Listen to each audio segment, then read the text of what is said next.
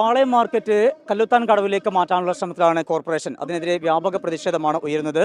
ഇന്ന് സംയുക്ത ട്രേഡ് യൂണിയന്റെ നേതൃത്വത്തിലാണ് ഈ പ്രതിഷേധം. കോർപ്പറേഷൻ ഓഫീസിന് മുന്നിലാണ് ഇപ്പോൾ പ്രതിഷേധം പുരോഗമിക്കുന്നത്.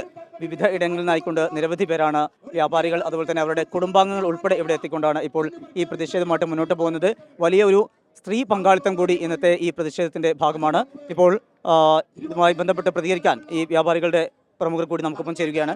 ഇവിടെ നിന്ന് കടകൾ മാറണം എന്നാവശ്യപ്പെട്ടുകൊണ്ട് കോർപ്പറേഷൻ കത്ത് നൽകിയിട്ടുണ്ടോ?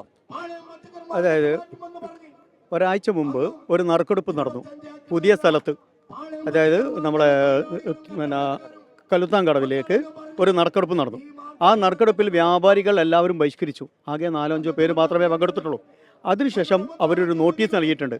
15 ദിവസത്തിനകം ഇതിൻ്റെ ഒരു റിപ്പോർട്ട്, അതിൻ്റെ ഒരു മറുപടി നൽകാൻ വേണ്ടിയിട്ട്, അതല്ലെങ്കിൽ ഒഴിപ്പിക്കപ്പെടുമെന്നുള്ള ഭീഷണിയിലേക്കുള്ള ഒരു നോട്ടീസാണത്. ഞങ്ങൾ അതിന് ഒരു വിലയും ഞങ്ങൾ കൽപ്പിക്കുന്നില്ല. ഇപ്പോഴുള്ള പാളയം പച്ചക്കറി മാർക്കറ്റ് കോർപ്പറേഷൻ എന്താണെങ്കിൽ ഇപ്പോൾ കല്ലുത്താൻ കടവുള്ളത് കോർപ്പറേഷൻ്റെ ബിൽഡിംഗ് ആണെന്നേ ഉള്ളൂ, സ്ഥലമാണെന്നുള്ളൂ. ബിൽഡിംഗ് ഉള്ളത് കുത്തക കച്ചവടക്കാരാണ്, കുത്തക വ്യാപാരിയുടേതാണ്. അപ്പോൾ ഇതിൽ 5000-ൽ പരം ആളുകൾ ജോലി ചെയ്യുന്ന മാർക്കറ്റാണ്.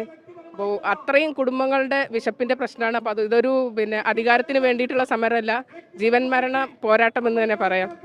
ഞങ്ങൾക്ക് നീതി വേണം, അത്രേ പറയാനുള്ളൂ. സംയുക്ത ട്രേഡ് യൂണിയന്റെ നേതൃത്വത്തിലാണ് പ്രതിഷേധം തുടരുന്നത്. വലിയ രീതിയിലുള്ള പ്രതിഷേധമായിട്ട് മുന്നോട്ട് പോകും. ഒരിക്കലും പാളയം മാർക്കറ്റ് മാറ്റാൻ അവിടുന്ന് അനുവദിക്കില്ല എന്നുള്ള നിലപാട് തന്നെയാണ് വ്യാപാരികൾക്കും തൊഴിലാളികൾക്കും അതുപോലെ അവരുടെ കുടുംബാംഗങ്ങൾക്കും പങ്കുവെക്കാനുള്ളത്. കോഴിക്കോട് നിന്ന് രാജേഷ് വെള്ളരിക്കൊണ്ടിനൊപ്പം സമീർ സി മുഹമ്മദ്, 24.